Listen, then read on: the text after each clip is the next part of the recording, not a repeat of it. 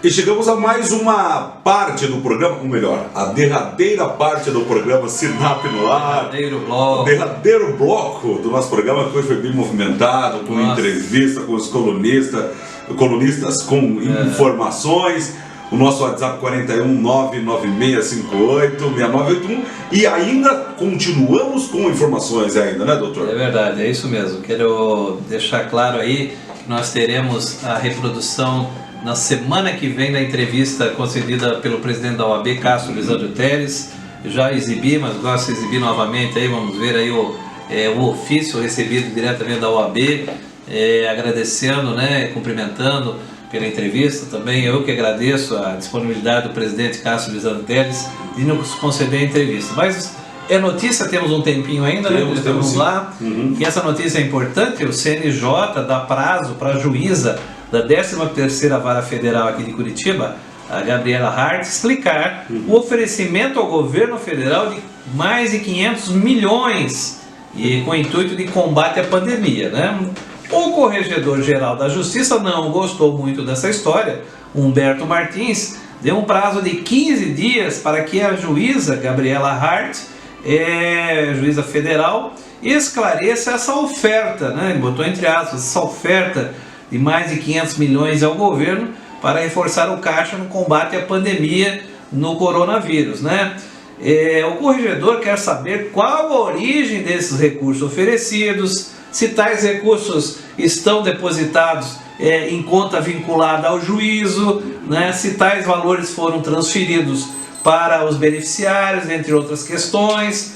No documento, Humberto Martins alerta para uma reportagem que após um mês o governo ainda não havia decidido se aceitaria os 508 milhões da Lava Jato para combater o coronavírus, Segundo a reportagem, a quantia tinha sido oferecida pela juíza Hart, no pedido de providências instaurado de ofício pelo corregedor, constam as seguintes questões a serem esclarecidas pela juíza, que qual a origem dos recursos oferecidos, se tais recursos estão depositados em conta vinculada ao juízo, se tais valores já foram transferidos aos beneficiários, se esses decorrem de processo com trânsito em julgado ou decisão ainda judicial preclusa, que não terminou.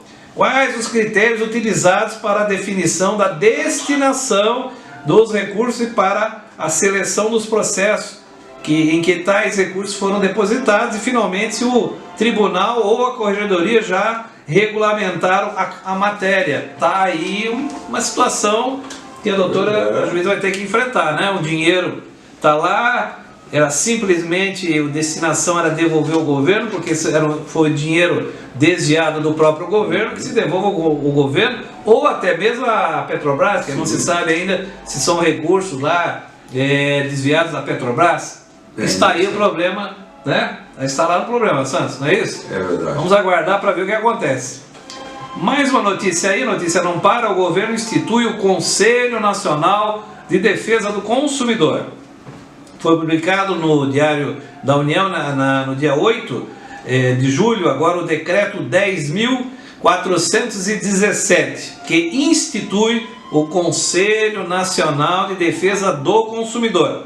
A finalidade é assessorar o ministro da Justiça, André Mendonça, na formulação e na condução da política de defesa do consumidor, e ainda formular e propor recomendações aos órgãos integrantes do Sistema de Defesa do Consumidor.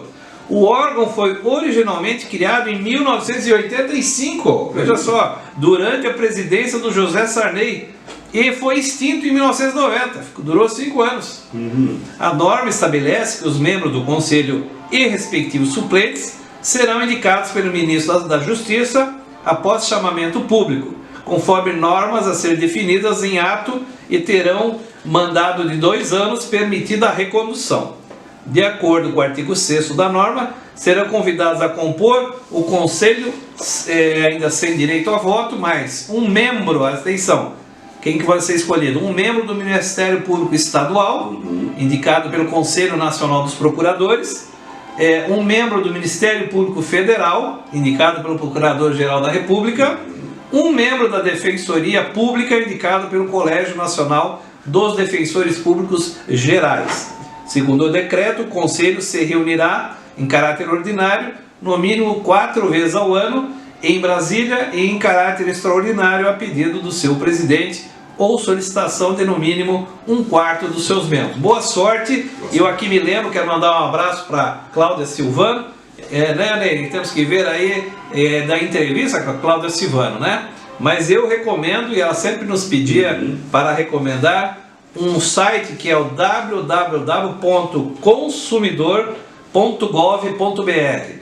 Eu quero dar o testemunho, resolvi um problema pessoal, problema que eu tive com uma operadora de telefonia, não consegui resolver pelos canais normais, usei essa plataforma e foi rapidamente resolvido.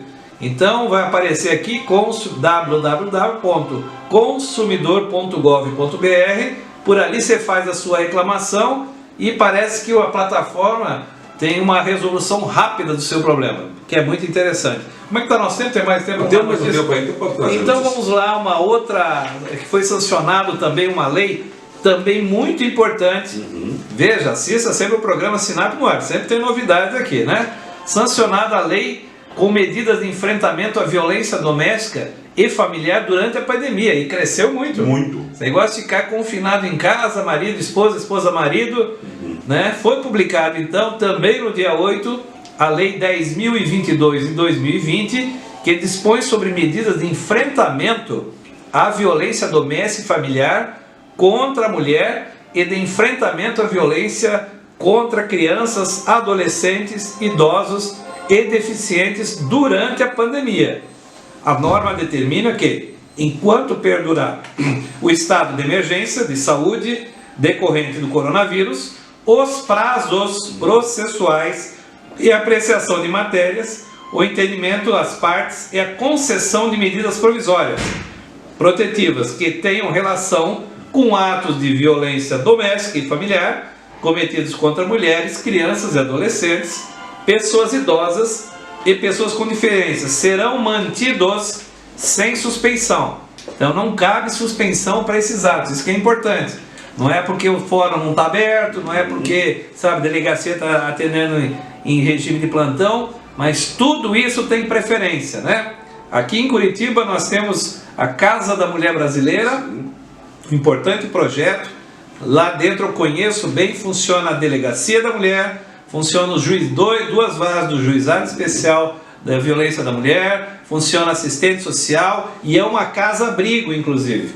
As mulheres que estão em situação de perigo, elas são abrigadas momentaneamente naquela casa junto com seus filhos, porque normalmente ela está sendo ameaçada, agredida pelo marido, pelo companheiro, e é um primeiro, não tem para onde ir, não tem onde se abrigar, se abriga nessa Casa da Mulher Brasileira. É um projeto muito bom, funciona muito bem aqui em Curitiba.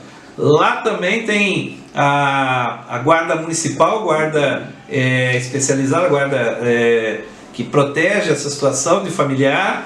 Temos aí também a promotoria também que trabalha, ou seja, é um conjunto de órgãos que ficaram no mesmo local, justamente para dar eficiência no tratamento dessas questões de agressão. Muito ok, importante, gente? muito importante. Como é que nós sempre, então já estamos para o encerramento, né? Vamos agradecer a Deus mais uma vez aí pelo programa que tivemos hoje, por você, pela sua família que nos assiste. Derrame as suas bênçãos, que Jesus nos proteja dessa pandemia, que a sua família seja protegida. A todos os assistentes, agradecemos a diretoria da CWB-TV, na pessoa do Lucas Bauer e do Zanderlei Justus, também na pessoa da Eliana, coordenadora da CWB-TV, e proteja a sua diretoria também e seus funcionários. Gente, um abraço, felicidades. Um abraço, gente. Até a próxima semana. Grande abraço. Grande abraço, tchau, tchau.